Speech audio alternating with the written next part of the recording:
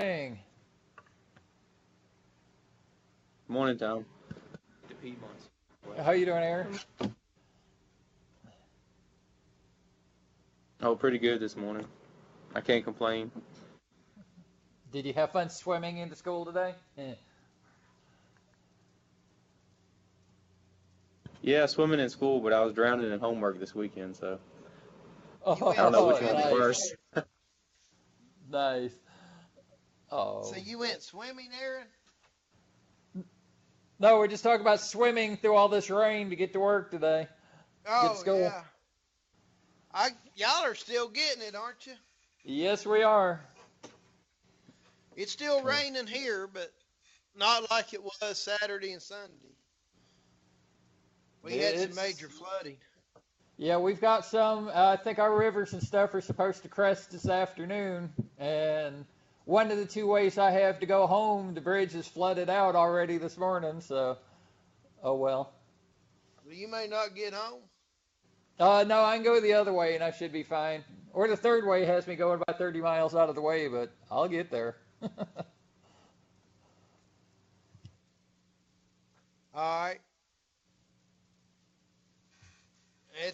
I know bridges are flooded, houses are flooded, businesses here. It's rough. Everything was delayed opening yesterday in this area. And today there's some school systems that are closed down. Yeah, we had some schools near Patrick Henry that closed down early yesterday. Uh-huh. So, well, they ended up getting that Bristol race ran yesterday. Yeah, I saw that. I was very surprised, and looks like they went the whole distance too. Huh. I just saw it was ran on the news. I didn't Yeah, watch it. I had too much that's stuff all to I do. saw too. That's all I saw too. But the graphic they showed when Jimmy Johnson was coming across the line, it said final lap, and there weren't nothing yellow on the screen. So I took it they got Uh, all 500 in. I don't even know the rules anymore. They've changed them so much. I haven't watched it in a long time. Yeah, I gave up on it a couple years ago myself. The campgrounds got all flooded out, or some of them did. Uh, I saw on the news. It was It's been pretty nasty. But I mean, we've been dry. So I'm glad we got the rain. It would just been nice if it had been spread out a little bit instead of what we got. And luckily, it wasn't big, heavy downpours. It's just been a steady rain, and then at times it got heavy. But it could have been worse. But I don't know what it's like out there where you're at. So, because they said there's another system moving up the coast. So anyway, I haven't seen that. I'm just trying to get through this rainstorm. I ain't worried about the next one yet. yeah. Well, I watch the weather every morning. They show that radar on there, and I guess I'm going to start paying a bit more attention to it here in the next month because I'm going hay season's on the way. We'll be cutting hay next month, hopefully, Yes, hopefully. if I can find some enough days to get it dry. Last year I was able to put it up my first cutting around Memorial Day, so I'm hoping for that again today. And I ended up getting 3 cuttings, even though it was dry. We just had some timely rains, so I'm out of hay, so or almost out of hay. So I'm going to have to buy some hay, or hopefully this will last till I get my cuttings. So anyway, all right, guys, this is your last week of classes, uh, and for the in-class students, I've got all of your assignments in and graded. The online students, guys, I'm still missing them. And Tom, the final exam for Southside is next week, and you don't have them in to me, I'm going to have to put a 0 in there so Tom can get his grade submitted. It's just that simple. So I do need to get them in, or I need you to get them in to me. And you're not missing that many assignments. So I think I'm missing, between my 2 online students, I am missing 1, 2, 3.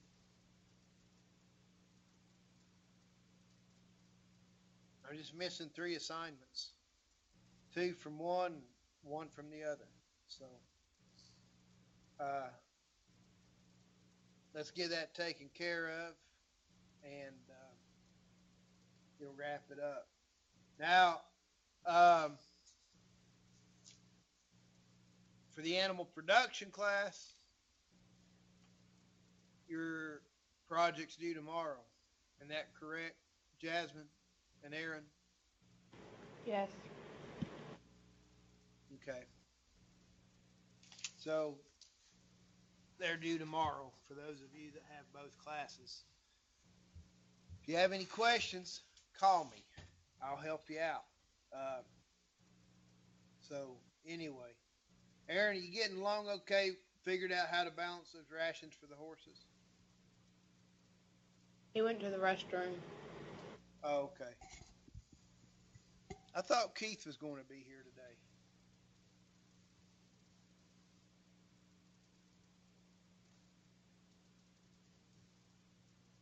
You know what would have been nice today, Aaron, is to have a guest speaker for this class.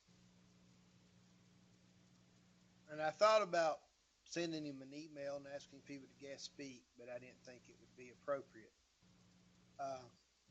President Trump, because this chapter talks about negotiation, and President Trump talks about how great of a negotiator he is. So it'd been interesting to see his perspective on things. But anyway, I'm just making a little joke there. He wouldn't. I'm sure he wouldn't do that. But Aaron, did you figure out how to balance rations for horses?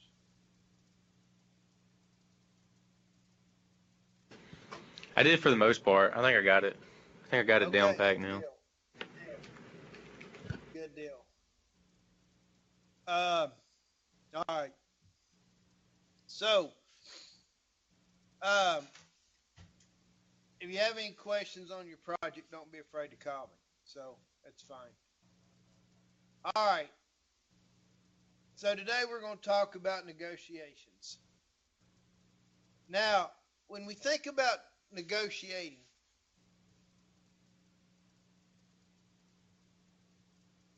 we know negotiations involve people, right? Whether we're sitting around negotiating where we're going to go for lunch, McDonald's or Hardee's or the pizza joint or where, or we're negotiating to buy a vehicle, or we're negotiating our pay, what we're going to get paid from an employer, or what the employee is negotiating pay with us. But negotiations involve people, correct? So, what are some skills that we need to have to negotiate?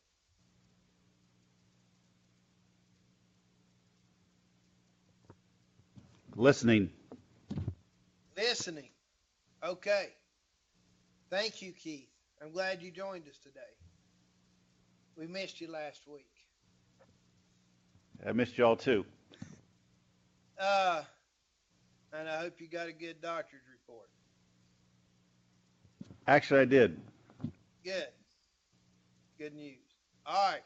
So we need listening skills. What else do we need?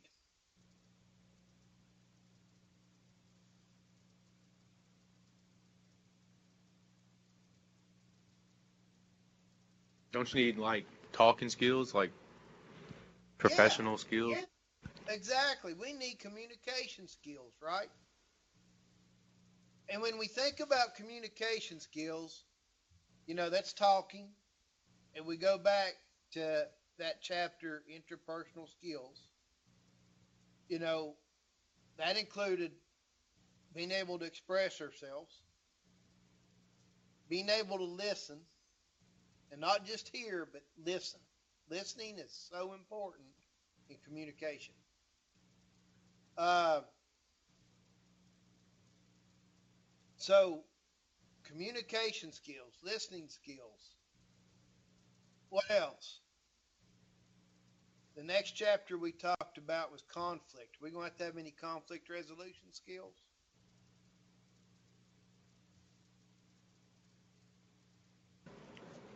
Yeah, I think you should. Yeah, we sure need to. Because we know Because it that the could turn. seeds of disharmony are sown anytime when one party feels discontent. So if we're negotiating on a horse and I name a price to you and you counteroffer and I'm insulted by your counteroffer, you better have some good conflict resolution skills. Because you just insulted me and I don't really care you buy my horse or not. Or if I really need to sell that horse, then I need to have some pretty good conflict resolution skills and, suck it up. Don't be easily offended and come back with a counter offer.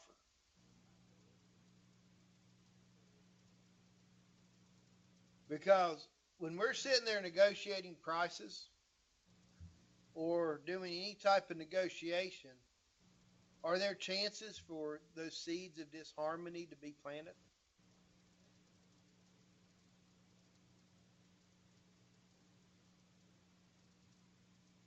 Yes. Yeah, exactly. I dislike greatly Chinese food. I, you know, but if I'm with a group of people and they want to go eat Chinese, okay, I'll go. And I'll have me a glass of water and I'll watch them eat. And then after we finish eating, I'm going to run by a drive-through and pick me up some burger and fries, or go home and have me a peanut butter sandwich. But I don't take offense to it because people like Chinese food. I may even try something, see if I like it any better than I have before.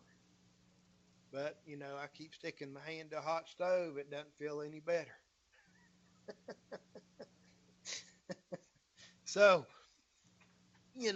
that's just me. I just don't like it. Uh, so, uh, you know, but I'm not going to be offended by it. My wife likes weird foods, so I'll go with her to, we'll go to these different restaurants and she can try all of her new dishes, and I'll sit there and I'll talk to her and we'll go somewhere else afterwards. Or I'll order from the kiddie menu with just chicken wings or chicken strips or something. But it doesn't bother me, but it bothers her that I'm not going to experiment with this new type of foods. And I'm not going to throw my money away on a food I may not like and having to pay money for it and then it go to waste. So if I'm going to buy food, I'm going to buy food I know I like to eat. It's that simple.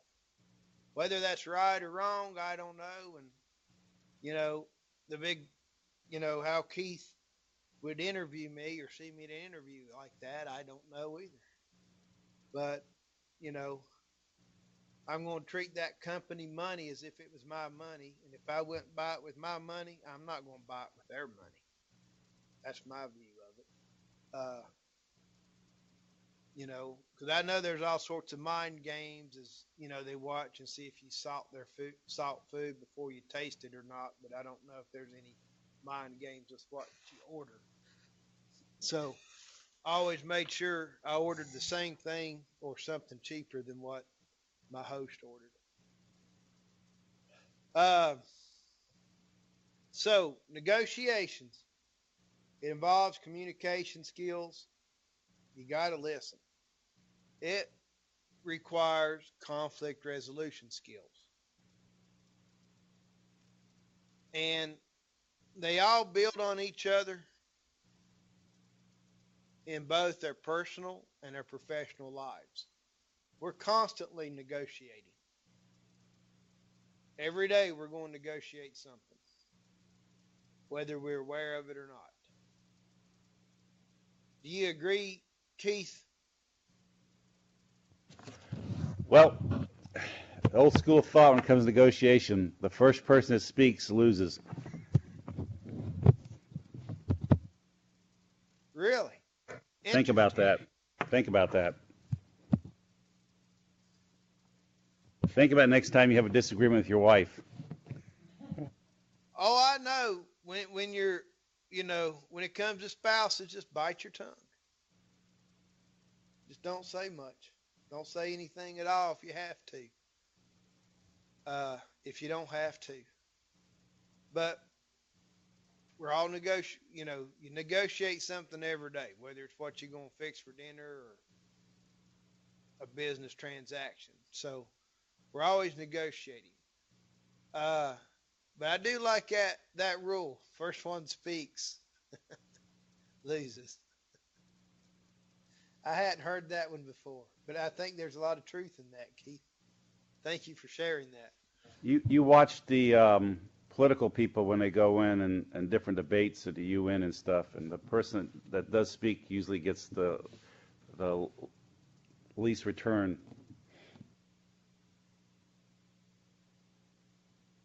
Okay.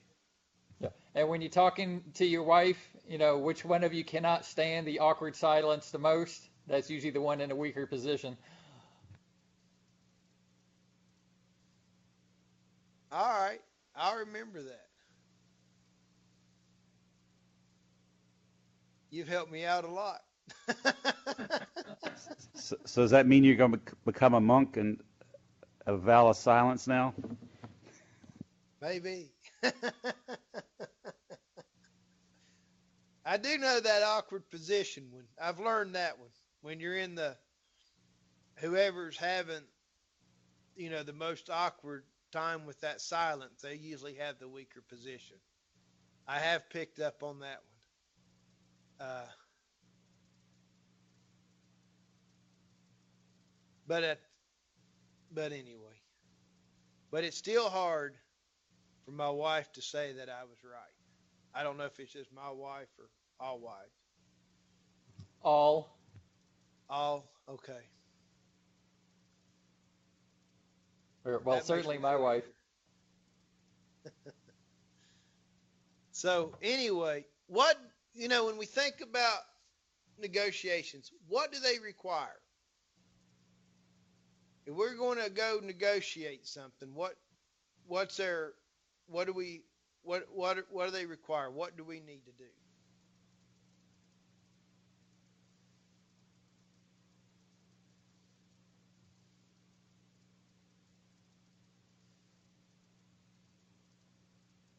Do we need to be prepared?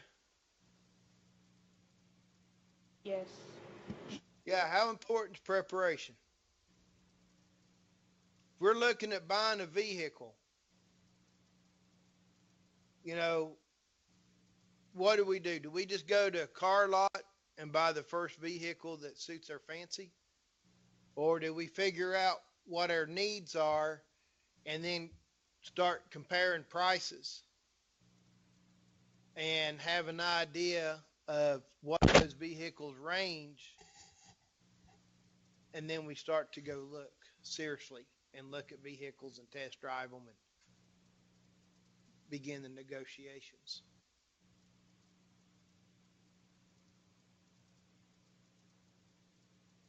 You got to be prepared.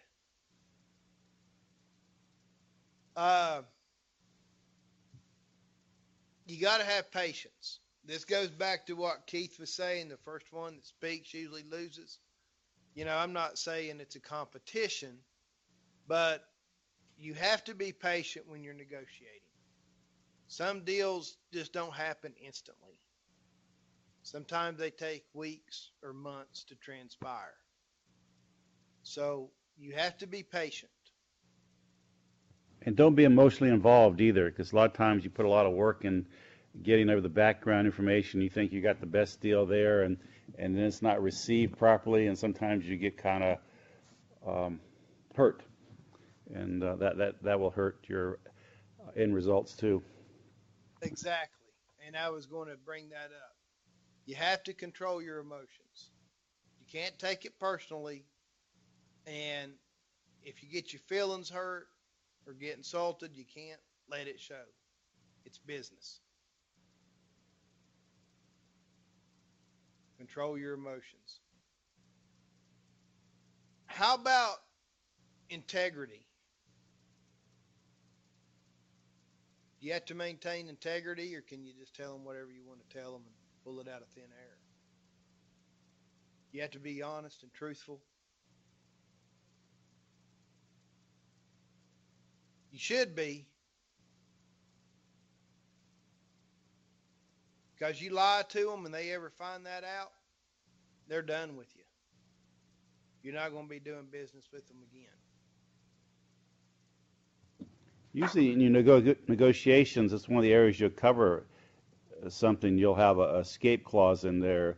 If something doesn't perform to what is agreed upon here, you have recourse against the person that you're dealing with. Right. You know, depending on the type of negotiations, you know, if you're just buying a car at the used car lot and the guy's lying to you about the vehicle and you take it home and you find out he lied to you about it, you're not going to deal with him again, right? Or if I sold you a horse, Keith, and told you it was kid broke, and you go home the next day and climb on it and it bucks you off, and wasn't anything that you did wrong. You know, it was a bronc. I knew it was a bronc, but I wanted it gone, and I told you it was kid broke. You know, you're not going to deal with me again. And I think something too, you should demand to get your money back because you didn't get what you negotiated to buy. Right. I'm not going to deny that. I'm not going to dispute that. But, you know, if you're negotiating your salary or negotiating your employee's salary, uh, you know, you need to be honest. Or if you're negotiating a trade deal, you got to be honest and truthful. You can't don't The sell best out your thing, integrity. the best thing when you are negotiating, if you want to get the best deal on your part, let the other person think he's getting the better deal. Say, for example, you're selling something, say, for $1,000. That's what you want. But start out negotiation at $1,500. Then if the guy gets you down to $1,000, he thinks he's done a great job, and you're happy because you got your original amount that you wanted, $1,000. Right. Um, I understand that. So, but we got to maintain our integrity as well. And we don't want to presume the other person is being evil or trying to hoodoo us. You know, I'm wanting to buy something, you're wanting to sell, and you have something that I need that you're trying to sell. Uh, you know, doesn't make you're trying to, you know, I can't, I can't assume, I shouldn't be assuming you're just trying to hoodoo me to unload it off your hands. So avoid the presumption of evil. what about time? How important is it to understand time when we're negotiating?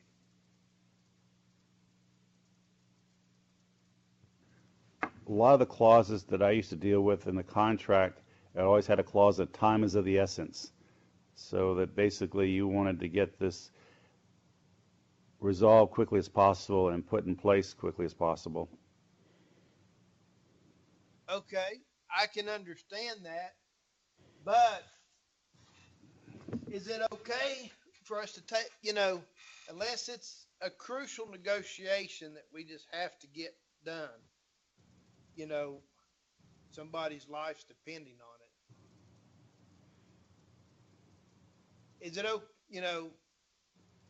most cases, is it okay for us to think about it, go home and sleep on it, and chew it over?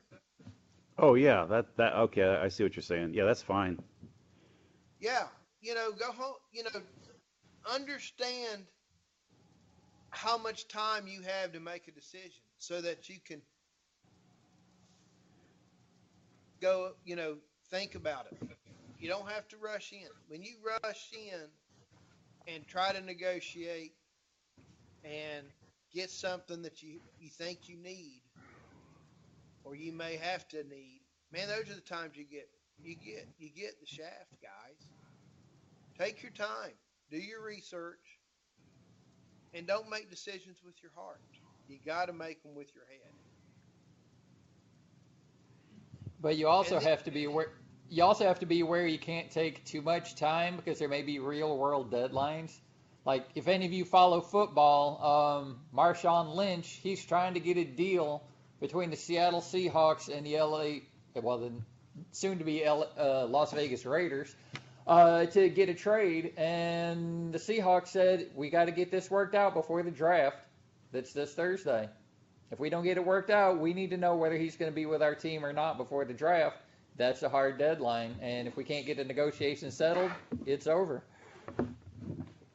yeah, I mean, you know, again, that's a good point. When I say understand time pressures, understand that there's deadlines that you're going to have to act before that deadline.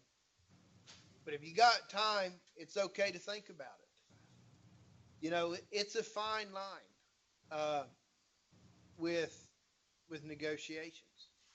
I mean, I've been looking at tractors, or was looking at tractors. I finally found one, or the Polaris Rangers, trying to find a good used one. And if you don't act quick enough, it's gone. Somebody else will snatch it up, and that's happened a lot to me. But hey, that's okay. I've lived this long without it. I can live a little bit more. And I was patient. I looked for about 3 years, and I finally found a good used side by side that we could afford. So you know, there wasn't a deadline on me. My tractor, when it broke down and I needed to replace it, I kind of had a need for a tractor. I was out. I didn't have any hard and fast deadlines, but I was looking pretty heavy, uh, and came across one luckily pretty soon, so that was good. But you got to understand your time pressure, whether you have deadlines or not, or how close those deadlines are. And the other thing, when you're negotiating, you got to have or got to know is you got issues there. You know, if you're negotiating a contract or whatever it is, you can break down big issues into smaller issues. And so they don't seem so overwhelming. And work on it piece by piece.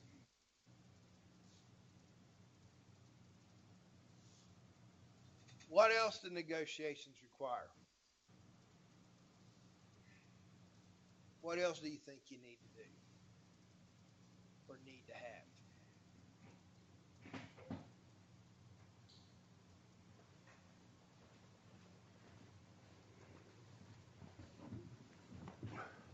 Are your are the problems that you're having in this negotiation,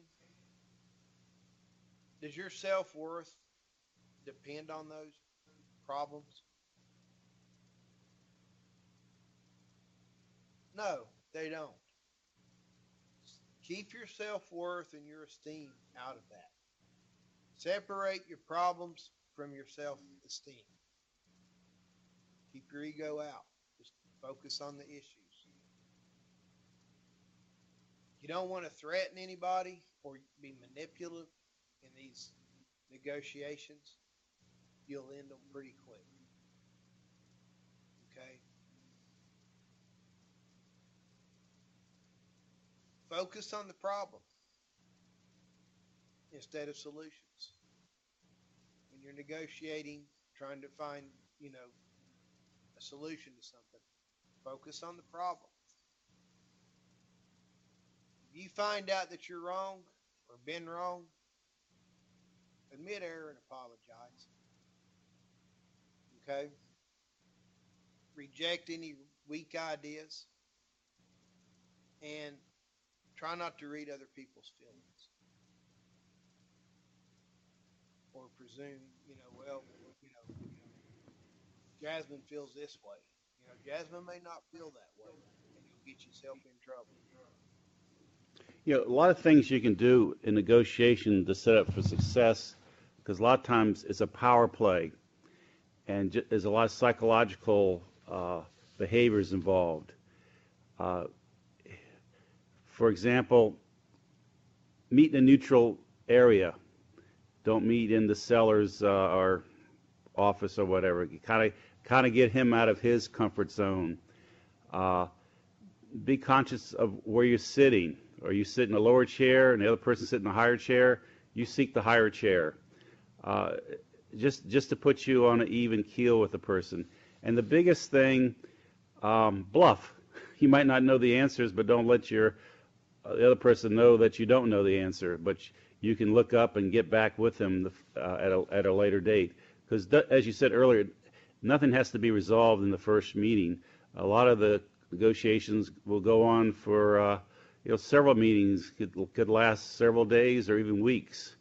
But each time you're it's like a chess game.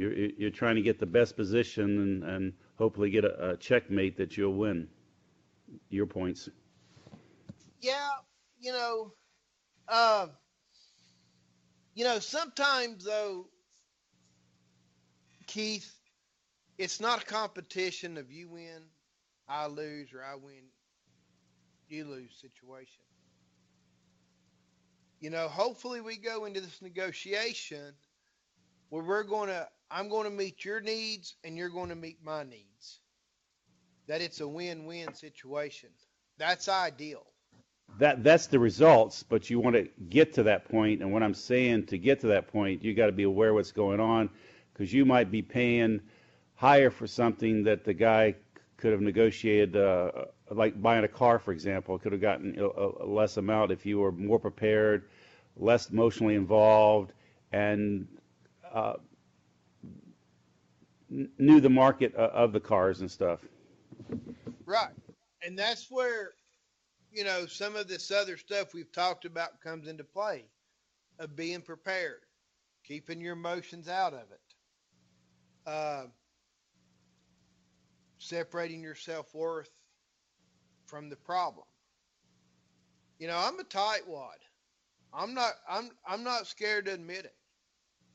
That truck that I drive, it's a, what is it, 09 Dodge 2500. It's gas. I bought it new. When I was a county extension agent, my other one was costing me more every month than a truck payment, so I figured it was time to get rid of it. And the mechanic told me to get rid of it. So I started looking at trucks, pricing them out with what were my needs? How, do I want any bells and whistles? Do I need any bells and whistles? And what can I afford? And I looked for months. at new trucks, used trucks, on the internet, at car lots, Chevys, Fords, Dodges. I looked at them all.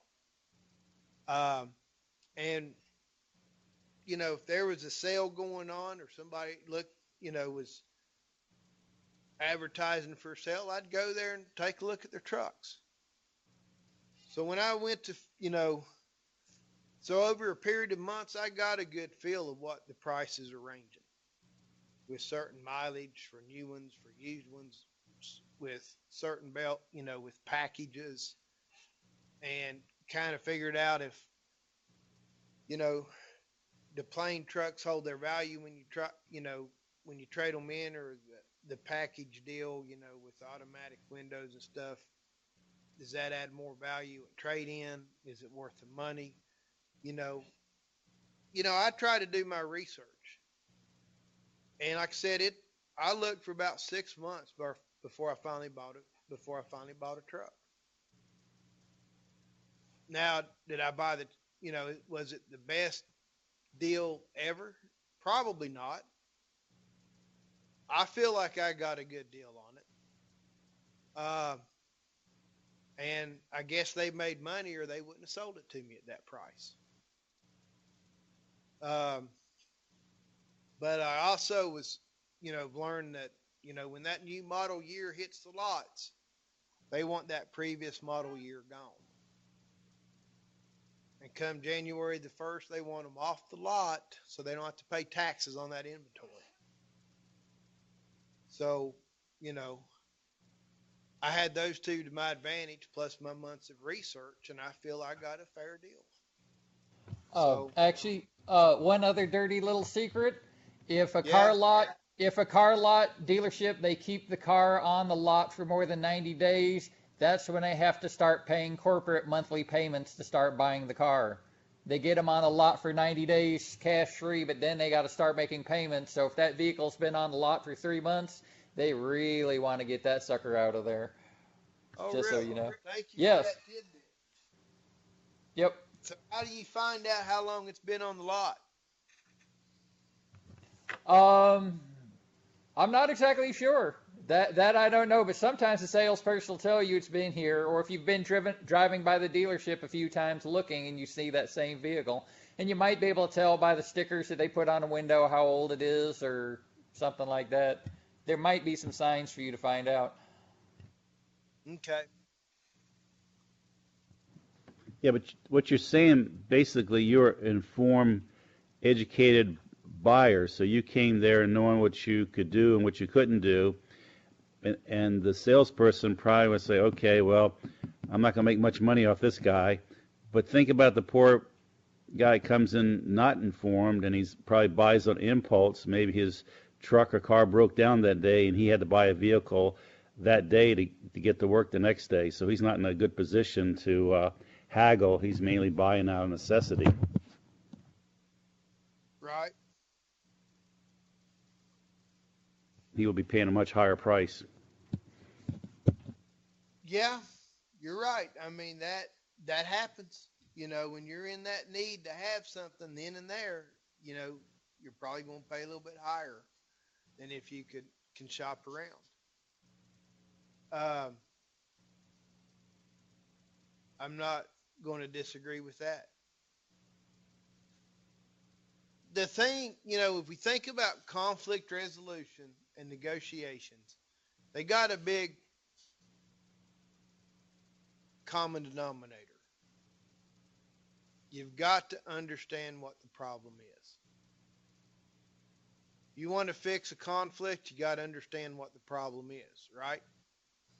You want to negotiate, we got to understand what the problem is and negotiate around it. By showing interest in the other person's needs, we increase our chances of getting our needs met. Kind of like what Keith was saying, if we make them sound like they're getting the best deal, then we're probably going to get our needs met.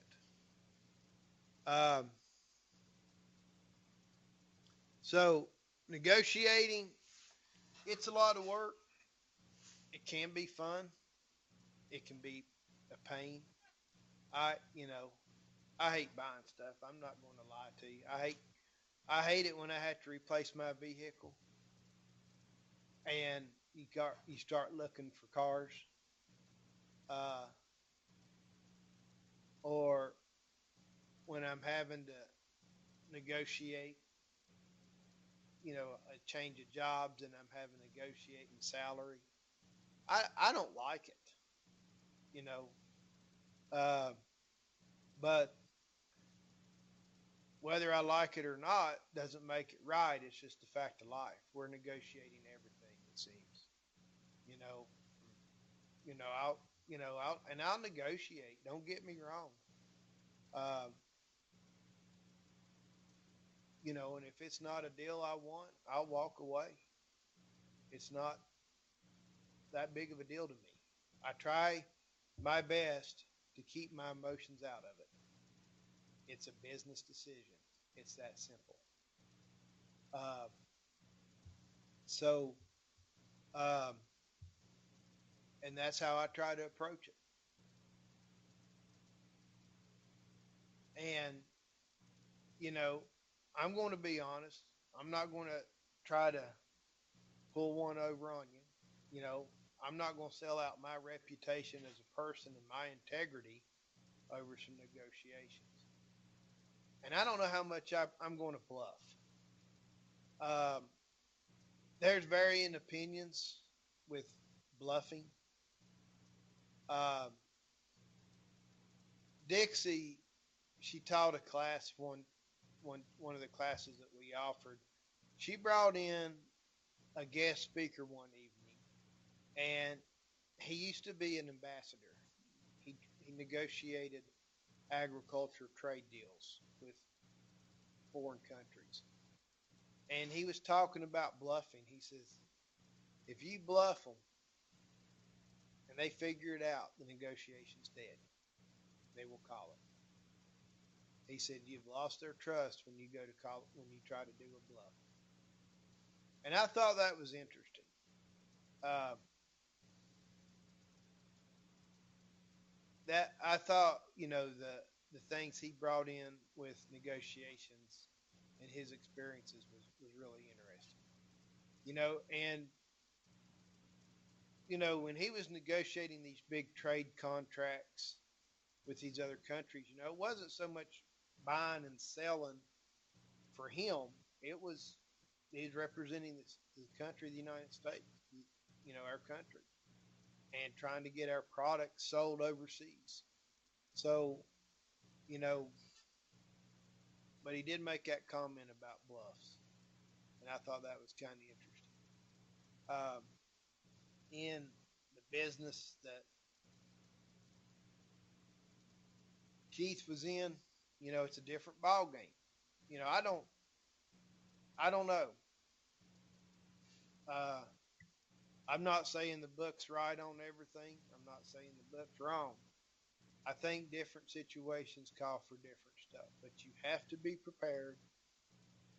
You can't let your emotions take over.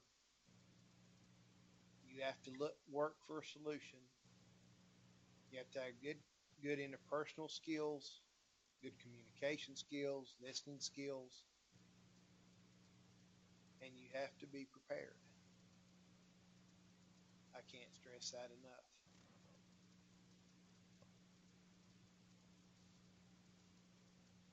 I just go One back to thing, what I said. I just want to go back and say one thing. When you're doing this, try to create a win-win situation. Use an example of buying a car. Get to know the guy that's selling the car. Find out where he is. They have a monthly sales contest. They're incentivized by the more cars they sell, and you could be that one car if he makes a deal with you that puts him into the winner's circle, and he actually will make more money getting in that winning circle than selling the car to you.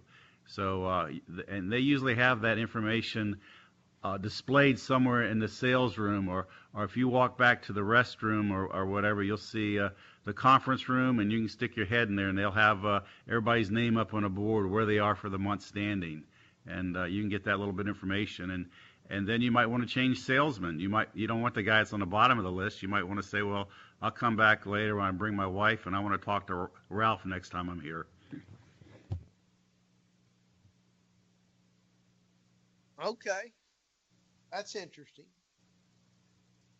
I didn't know that. Uh, that's pretty cool.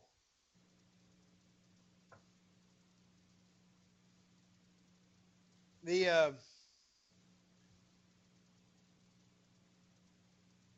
when we're negotiating, and like Keith said, we want it to be a win-win situation. We both come out on top, or we both feel like we're getting a good deal and we're happy with it. We don't have that buyer's remorse. And the book talks about being creative when you're negotiating, and it's hard to be creative. At least for me, it is. I'm not a very creative person. Uh, but they give some suggestions for being creative. One is to consider all the solutions. Figure out what the problem is, what are the potential solutions, and consider all the solutions to that problem.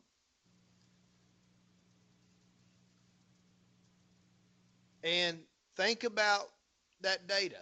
If there's data involved on, research data for some of these, trying to come up with a solution, look at your numbers and your figures and look at that data, digest it, rearrange it, and then set it aside and wait.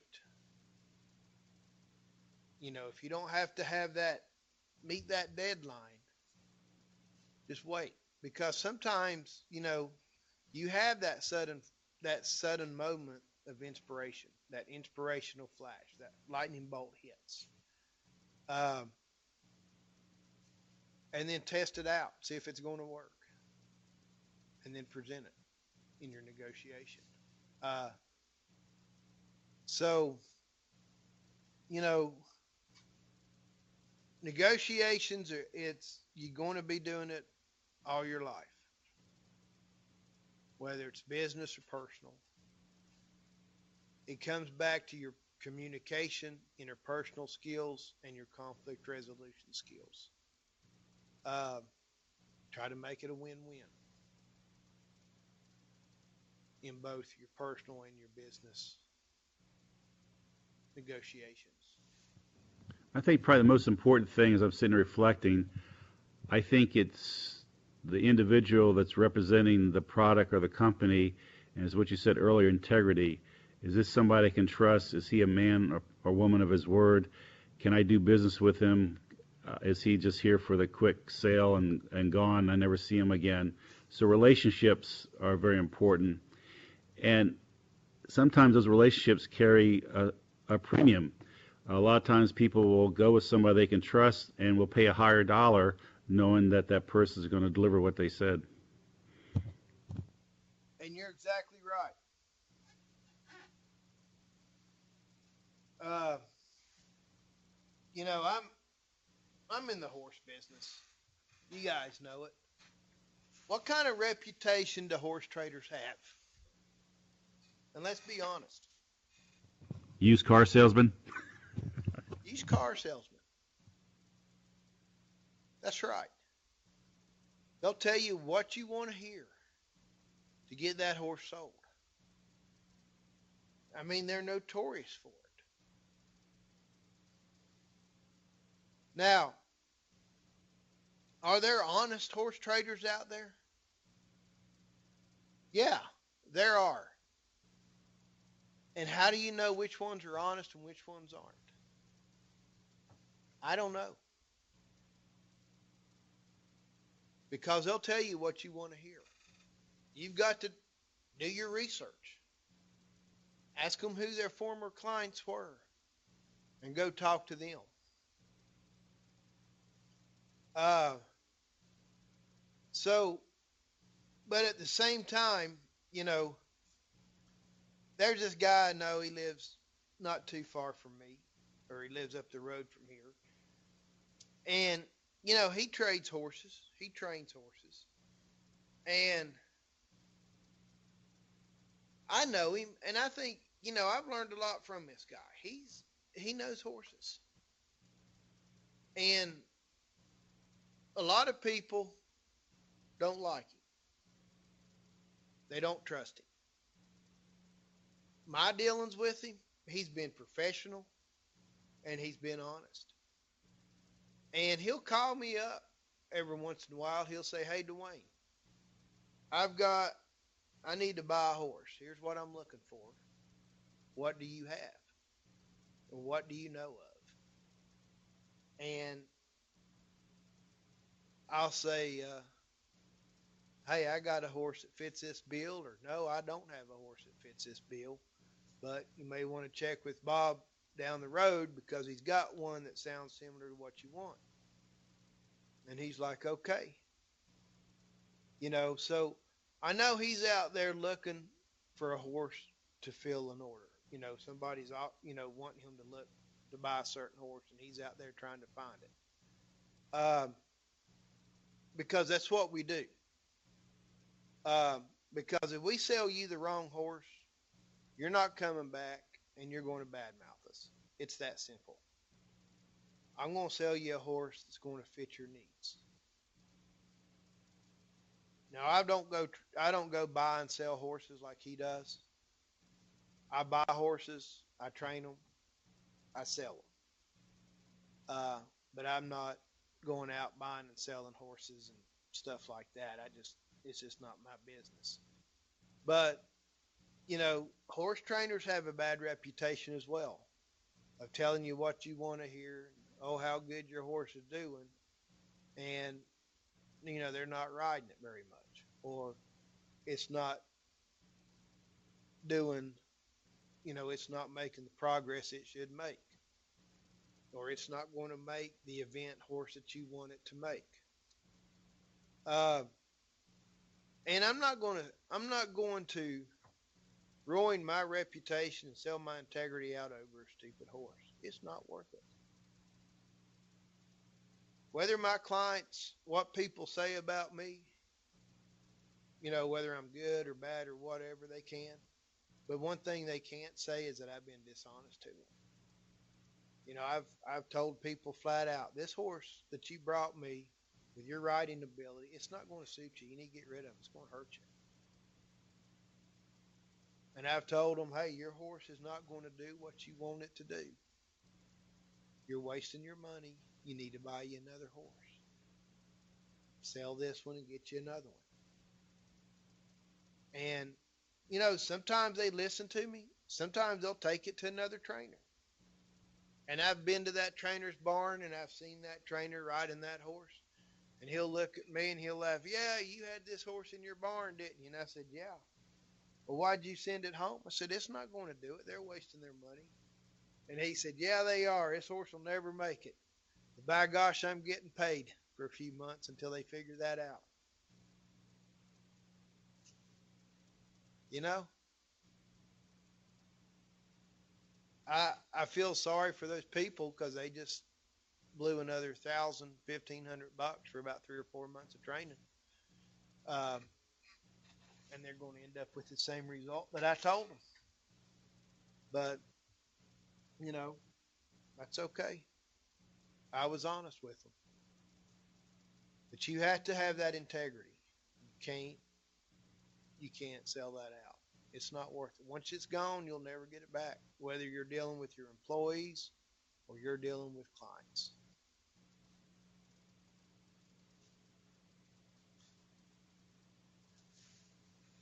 Any questions or comments or anything else about negotiations? Yeah, but what you're just saying is a true model for anybody starting their career or business, whatever. You know, you got to build up your reputation to build up your clientele. And in the beginning, you might lose money as a short-term loss, but you're going for a long-term gain. And so pretty soon, you know, your reputation and people will just basically buy in horses on your word. So it's a very honest task to you know, get yourself established. But the person that goes out tries to make the quick buck selling a horse that's below par is going to lose in the long run. He'll be out of business soon. Yeah. Yeah. Your business is a I marathon, had- not a sprint. What's that, Tom? I said your business is a marathon, not a sprint. That's right. I had these people from Abington. They sent me a horse, and they were going to try me out. I'd met them at a horse sale. I told them I started horses, started colts, and they said, "Well, we have a horse trainer," and I think a mutual friend of ours said, "You need to go. You need to go try him out." So they sent me a horse, and I rode it for about a month. They came back to the house. They brought their trailer. They were going to take it home, and I rode it for them. Showed them what I could do with it. And they said, old such and such told us you were pretty good. We had no idea that you could get this far with the horse in a month. And I said, some horses I can, some I can't. It depends on the horse. You have a really nice horse here. And they said, well, can you keep it longer for us? And I said, sure. And they said, do you have another style available? We got another horse we want you to ride for us. And I said, yeah, bring it down. So they brought me another horse the next day. So I had two of their horses in the barn. And they brought that horse, and the lady said, now I like this horse. I bought her for me. And my husband says she's too wild for me. Will you ride her a month and tell me what you think? And I said, sure, not a problem. And I tell you what, that horse felt like she was a ticking time bomb, that she was going to blow any minute. And she was way too much horse for that lady. And end of the month they came, and I rode their two horses for them. And she said, well, what do you think about my little yellow mare? Think that's a good horse for me? And I said, no. I said, I don't want to hurt your feelings.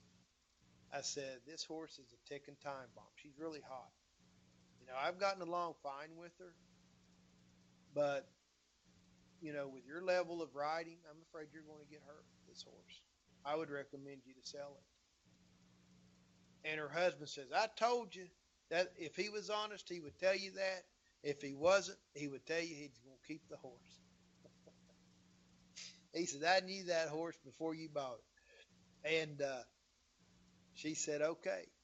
So they took that horse home, left me the good horse for a third month, and the next day they brought me back another horse. Because of my honesty with them, they had 2 or 3 horses in my barn every month for a good year. All because I was honest. This one lady sent me a horse. I rode it. I told her, hey, this horse is dangerous. She's going to hurt you or your husband or your kid. I would recommend you to get rid of it. And she said, okay. So she came and got it. And, it was wintertime. Times were hard for me. I didn't have very many horses in the barn. So, I sent that horse home.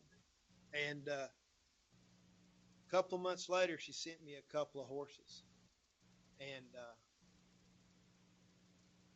then at the end of the month, she said, well, I'm going to come get those horses. And I said, I think it would be wise for you to leave your horses with me. I'm making a lot of progress. And I think it would be to your benefit if you left them with me another month if you could afford it. She goes, okay, I'll send you a check. No questions asked. Because she knew I was honest. So don't ever lose that integrity. And, it may get tough for you, but being honest.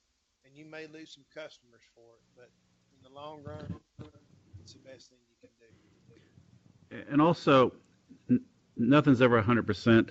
With Babe Ruth was the home run king and he's also the strikeout king. So you're not going to win on every negotiation, but you can learn from each one.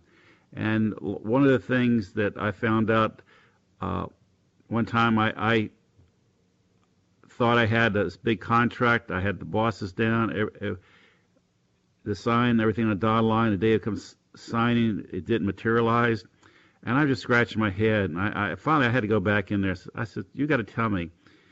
And then I met with the buyer, and then head of his boss, my competitor, was his brother-in-law.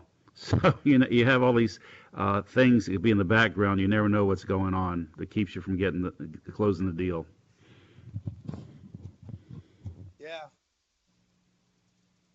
And you spend all that time just to find out he's related to your competitor. But I guess you never went back there again, though, did you? Or did you? Well, surprisingly, yes. It's funny when you negotiate things in a contract. There's many things points to be ironed out, and sometimes the price you're getting a cheaper price, but then when you sit down, what it costs to actually get that product delivered to your front door so you can use it has a lot of add-on costs, and also the financing part comes a very part in negotiating. So you might get a cheap price, but in the long run it could cost you more. Where I was able to come in and get a premium price. However, the add-ons and stuff were all included in there. So the bottom line, when it got to the hospital front door, it was cheaper doing business with me. Huh.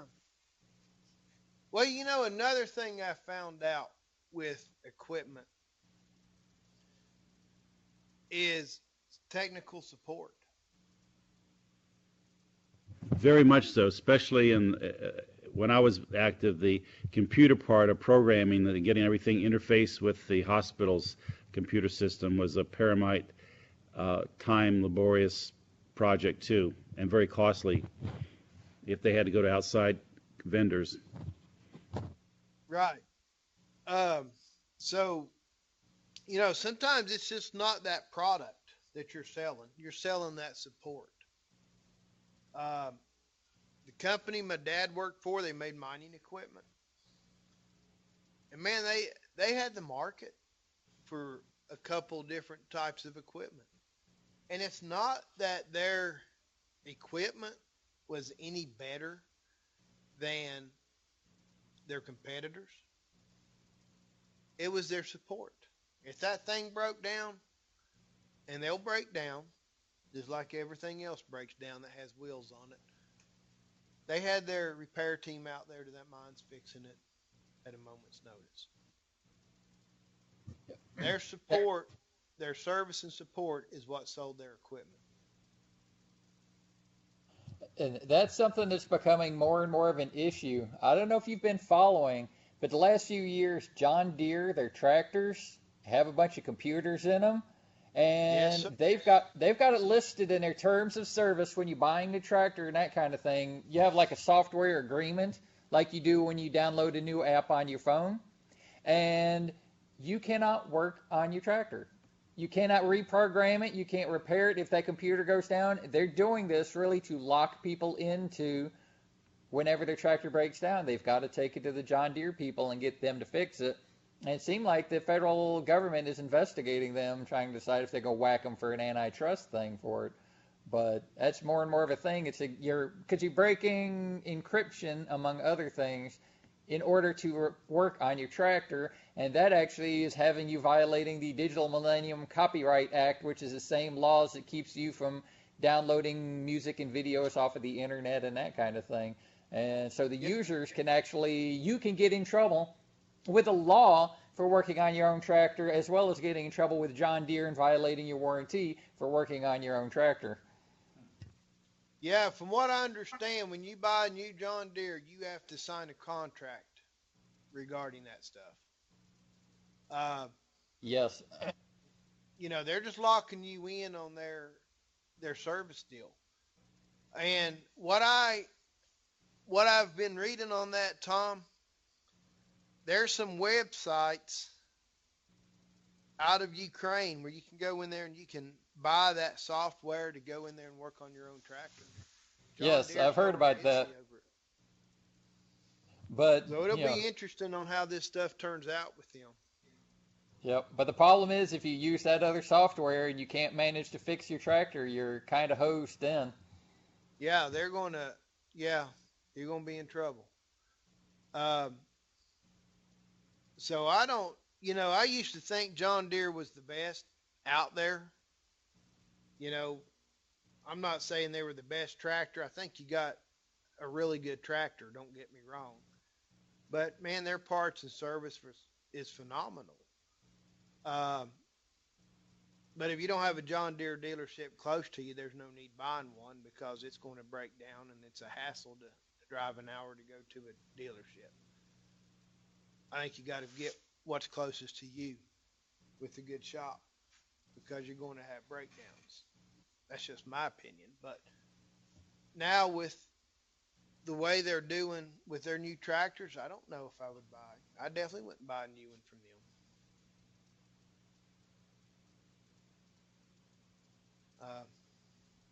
I think it's sad the way they're doing their deal. Yes. A lot of people around here, used to be a lot of green tractors, and now they're going orange.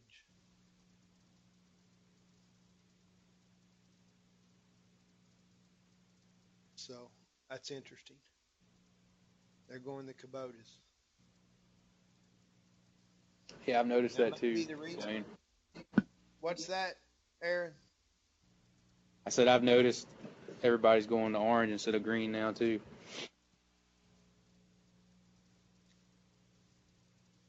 I know we had a Kubota tractor at Stewart's, and that's probably one of the toughest tractors I've ever seen. With the abuse that it endured, and that thing's still going today.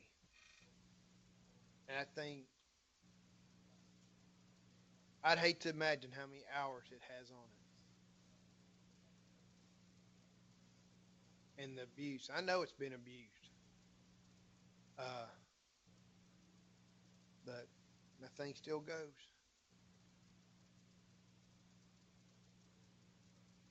All right, anybody have any comments or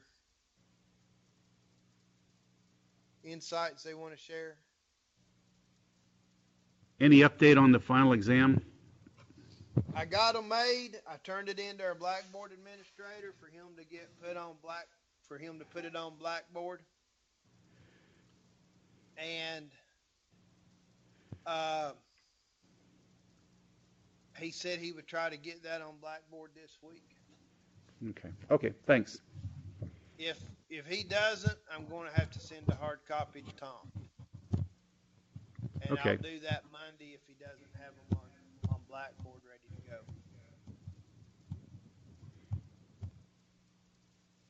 Is that That works out fine. okay? I know you're going to be out next week, so. Yep. Thursday is my last time I can be here. Well, that's the last day of class for this, isn't it, Tom? Yes, it is.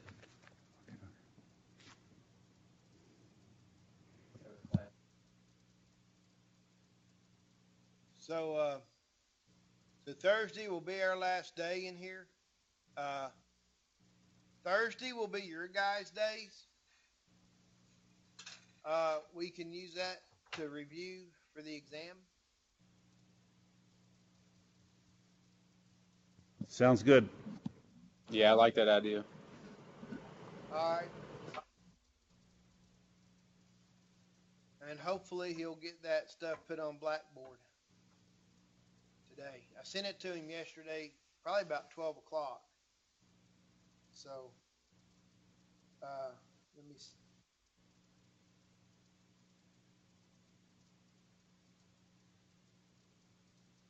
Yeah, he emailed me back.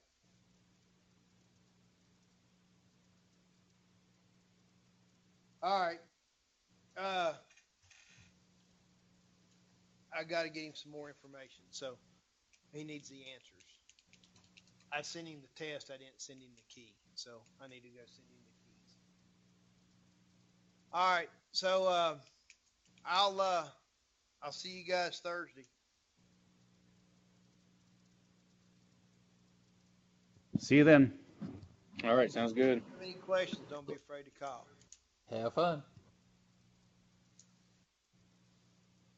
Hey, I appreciate you guys in class. It's been fun. I appreciate your insight and all the mind games you play with people, Keith. I'm glad you shared them with me. I learned them all from my wife. Yeah. I tell you what you need to do now. Keep that bear out of your beads. Well, I couldn't get them, so I decided to burn them out. So I did a controlled burn and burned all the underbrush. So I think I've moved them off my farm into my neighbor's farm. Well, they still may travel. So here's what you do. You get your fence up, put in several ground rods, put 4 to 5 strands up with alternating strands, hot and ground. Connect your ground wires together and run them, and put a couple extra ground rods in and put them in on that ground rod. Yeah, I got a couple of 6-foot copper ground rods that I drove down and reconnected them. It said put them every 10 feet apart, but I think I got them every 5 feet apart. So I think I got a good ground on it now. Okay. The other thing to do is take some aluminum pop cans. Yeah. And cut the bottom out of it so you have just that round deal. Cut your fence off so you don't get shocked. Punch a little hole in the little round bottom of that can and wire it onto your hot wire, but don't let it touch your ground wire. And put peanut butter on it or put honey on it. And that bear will go to lick it and get the living daylight shocked out of his tongue. Wait a minute, so I got a beer can, I cut the bottom out and I stuff it with peanut butter? Is that what you're saying? You don't have to stuff it. What you do, let me draw it out. You take that bottom.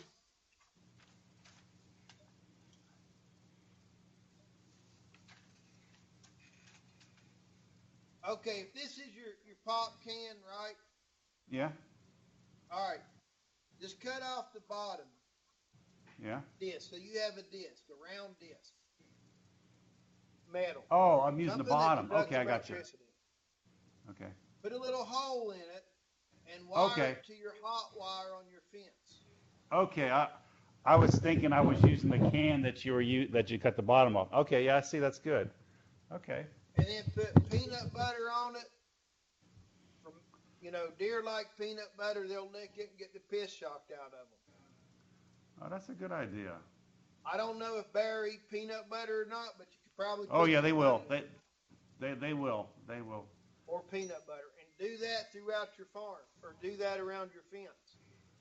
Okay, that's a good idea. You may want to put it at different levels to keep other animals out. Yeah. That's a great idea. I appreciate that. But if you have a garden and you have deer problems, put your electric fence around the garden and put those things on. Okay. I will do that. Thank you. Appreciate it. You're welcome. I've had success with it. Whether anybody else has or not, I don't know. But it's worked for me.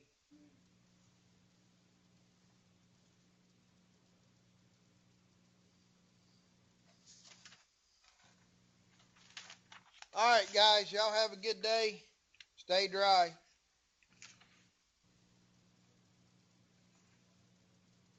All right, you too, Dwayne.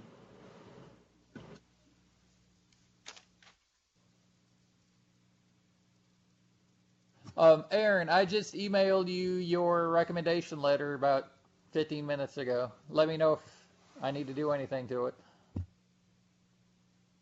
All right, thank you, Tom. I really appreciate it. All right, no problem. Did you finally get? Oh, when are you going to take that animal science test or animal production, whatever that? I'm taking it right after your class. So about Okay. 12 o'clock, I'm gonna take it. Okay. Sounds like a plan. And Jasmine, when are you taking my test? I'm just trying to freak you out. Don't worry about it. But you're welcome to take tests for my class anytime you want, Jasmine, whether you're in it or not, or we're just for the fun. Yeah. No, I signed up for it for next semester, so I'll wait till then to take it. Yeah, I saw that. Good job. I'm proud of you. Finally, somebody stepped up. But what all were you taking next semester? I did see you were in my marketing. I'm taking macroeconomics and plant science Okay. and calculus, I think. Some math Ooh. class, I don't know. It's an online math class too, so Yes. Some people have all the fun. Are you doing econ with Miss Henderson, or are you doing it online with me? Or do you remember? Miss Henderson. Okay. I'll have her this semester too, so I just figured I would take it with her again. Okay. That works. Okay, well, smoke 'em if you got 'em.